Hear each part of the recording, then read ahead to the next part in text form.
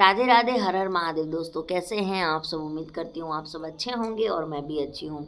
आज मैं आप लोगों को बहुत बहुत इम्पोर्टेंट चीज़ बताने वाली हूँ, जो कि बहुत सारे सवाल हैं मेरे पास में इससे रिलेटेड आए हुए हैं। लेकिन उससे पहले मैं एक चीज़ कहना चाहूँगी आप लोगों को बहुत ही नम्र और निवेदन के साथ, कि बहुत सारे लोगों का ये मानना है कि दीदी ने तो लाल धागे बाबा को छोड़ दिया था, देखा वापस लाल धागे बाबा के पास में ही आना पड़ा। तो एक चीज़ मैं बता दूं कि मैं कृष्ण पूजा करती हूँ, मैं लाल धागे बाबा की भी पूजा करती हूँ, मैं महादेव की भी पूजा करती हूँ। मैं ऐसे कोई भी सनातन धर्म में कोई भी देवी देवता नहीं है जिनकी पूजा मैं नहीं करती हूँ।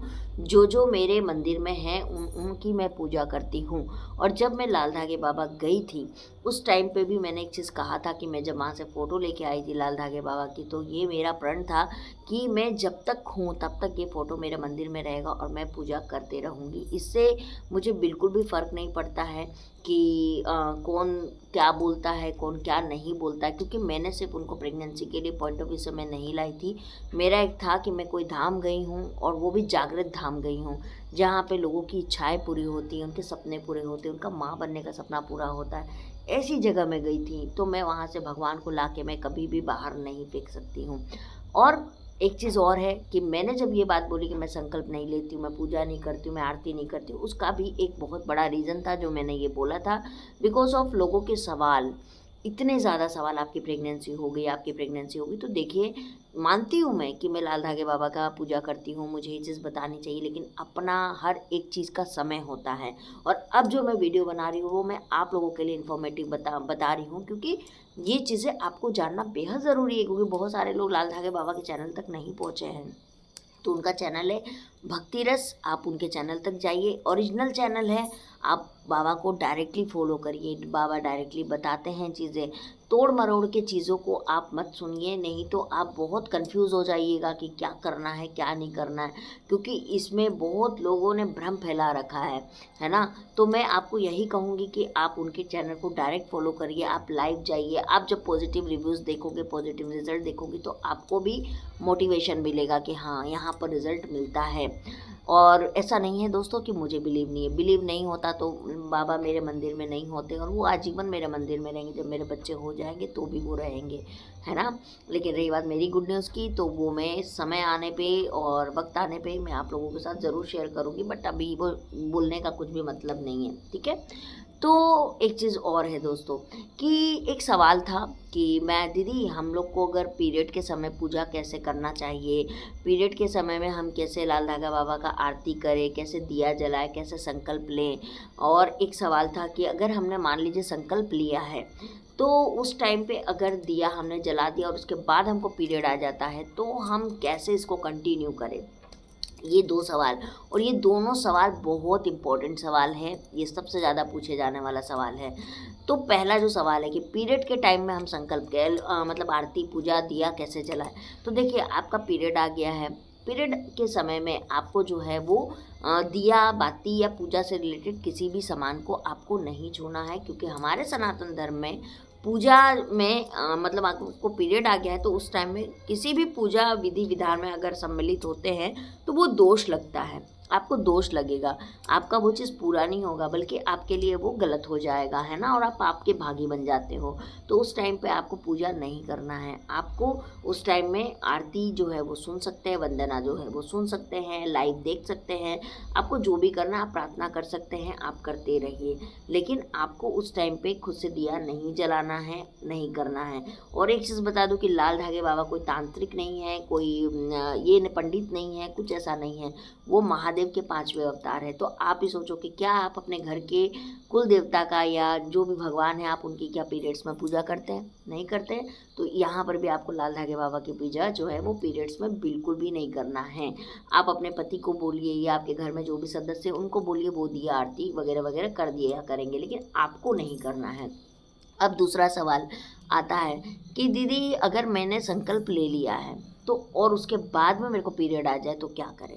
तो संकल्प लेने के बाद अगर आपको पीरियड आ जाता है तो पहले आप समझिए कि आप अगर संकल्प ले रहे हैं तो आपका तो डेट होगा ना, आपका तो पीरियड का डेट आपको पता होगा कि मेरा पीरियड कब आने वाला है, तो आप उसके अकॉर्डिंगली संकल्प मत लीजिए।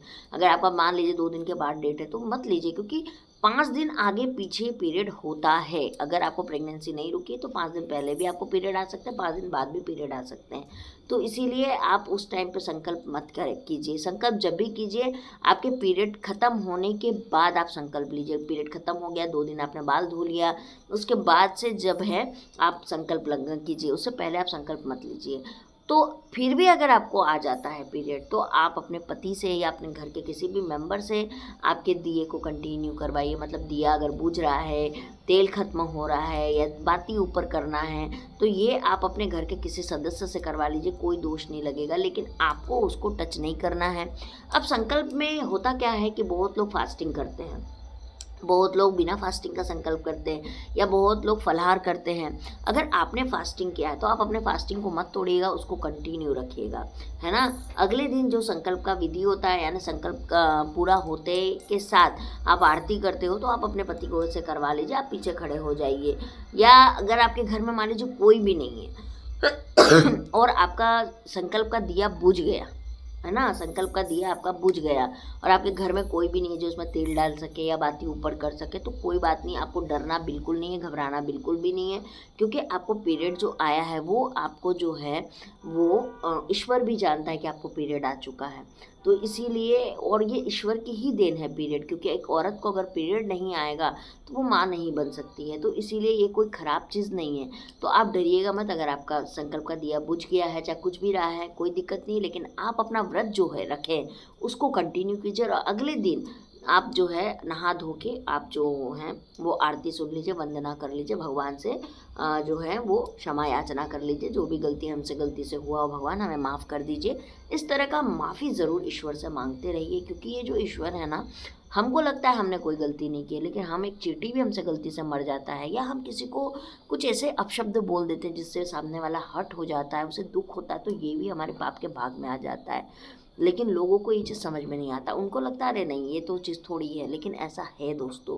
जब आप भगवत गीता पढ़ोगे आपको ये चीज़ बहुत बारीकी से समझ में आएगा कि चींटी को भी मारने का दोष लगता है।